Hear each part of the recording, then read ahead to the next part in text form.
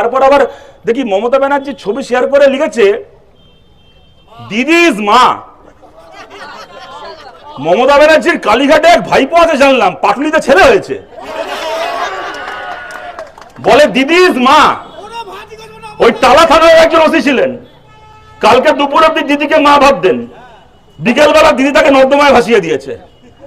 Rajib Kumar IPS, Rajib কুমারকে যখন CBI ধরতে গেছিল মমতা ব্যানার্জি ধর্ণা দিতে বসে গেছিলেন, রাজীব কুমারের গ্রেপ্তারি এড়িয়েছিলেন।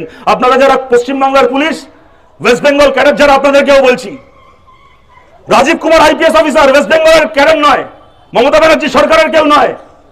দিল্লির আইপিএস আজকে পশ্চিমবাংলায় আছে, কালকে অন্য কোনো রাজ্যে চলে যাবে। তাকে বাঁচানোর জন্য মমতা বন্দ্যোপাধ্যায় ধর্ণা দিয়েছিলেন, রাস্তায় বসে পড়েছিলেন সিবিআই আটকানোর জন্য। আর ওনার নিজের ক্যাডার, নিজের দপ্তরের কর্মী যখন গ্রেপ্তার হচ্ছে, মুখ্যমন্ত্রী সেদিন পাড়ার একটা কাউন্সিলর পর্যন্ত বলল না গ্রেপ্তারিটা অন্যায় হচ্ছে, টালা থানার ওসি এখন জেল খাটছে।